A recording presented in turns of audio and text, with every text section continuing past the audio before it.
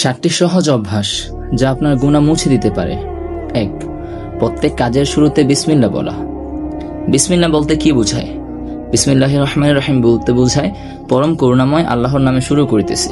আপনি যখন কোনো কাজ আল্লাহর নামে শুরু করবেন তখন সেই কাজ আপনার জন্য আরো সহজ হয়ে যাবে যদি কাজটা হালাল হয়। 2. কোনো কাজের পরিকল্পনা করলে ইনশাআল্লাহ বলা। প্রত্যেকটা কাজে যখন আপনি ইনশাআল্লাহ বলবেন তখন সেই কাজটা আপনার জন্য সহজ হয়ে যাবে। আপনার কি মনে নাই ইয়াজুজ মাআজুজের কথা? তারা কিন্তু সেই দেওয়ালকে ভাঙতে পারছে না। কেন? কারণ তারা ইনশাআল্লাহ বলতেছিল না। রাসূল সাল্লাল্লাহু আলাইহি সাল্লামের কাছে পর্যন্ত ওহী আসা বন্ধ হয়ে গিয়েছিল কারণ তিনি ইনশাআল্লাহ বলেন নাই।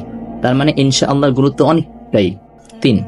প্রত্যেক কাজের শুরুতে আলহামদুলিল্লাহ বলা বা প্রত্যেক কাজের সম্পূর্ণ হওয়ার পর আলহামদুলিল্লাহ বলা।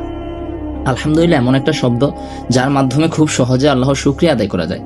আপনি যখন বা আল্লাহ যখন আপনাকে একটা কাজের সফলতা দান করবে তখন যদি আপনি আল্লাহর শুকরিয়া আদায় করেন তাহলে আল্লাহ সেই নিয়ামত আরো বাড়িয়ে দেন। রাসূল সাল্লাল্লাহু আলাইহি সাল্লাম বলেছেন, যে ব্যক্তি আল্লাহর রহমত পেয়ে বা আল্লাহর নিয়ামত পেয়ে শুকরিয়া আদায় করবে আল্লাহ তার নিয়ামত আরো বৃদ্ধি করে দিবে। 4. পছন্দ নেই বা প্রয়োজন নেই এমন কিছুর সম্মুখীন হলে লা হাওলা ওয়ালা কুওয়াতা ইল্লা বিল্লাহ পড়া। দেখেন, হঠাৎ করে এমনও হয়ে যায় যে আমরা দূর থেকে একজনকে দেখছি, কাছে যাওয়ার পর দেখছি যে ওই মানুষটা ভিন্ন।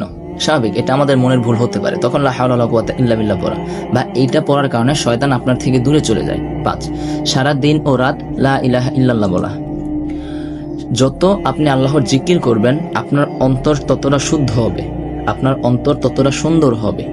6. মুখ দিয়ে কোনো অপ্রীতিকর শব্দ বের হয়ে গেলে আস্তাগফিরুল্লাহ পড়া। দেখুন, গালাগালি এখন আমাদের কাছে একদম সহজ হয়ে গিয়েছে। আমরা সহজে এখন একে অপরকে গালি দেই, অথচ গালিটা খুব খারাপ।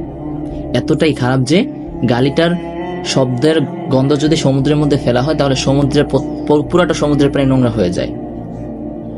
7. কোনো বিপর্যয়ের সম্মুখীন হলে ইন্না লিল্লাহি ওয়া ইন্না ইলাইহি রাজিউন পড়া। যখন কোনো বিপদের সংবাদ শুনবো, আমাদের পারিবারিক বিপদ বা দুনিয়াবি কোনো বিপদের সংবাদ শুনবো, তখন ইন্না লিল্লাহি ওয়া ইন্না ইলাইহি পড়লে আমাদের বিপদটা সহজ হয়ে যায়। আল্লাহ আমাদের এইগুলোর উপর আমল করার তৌফিক দান করুন।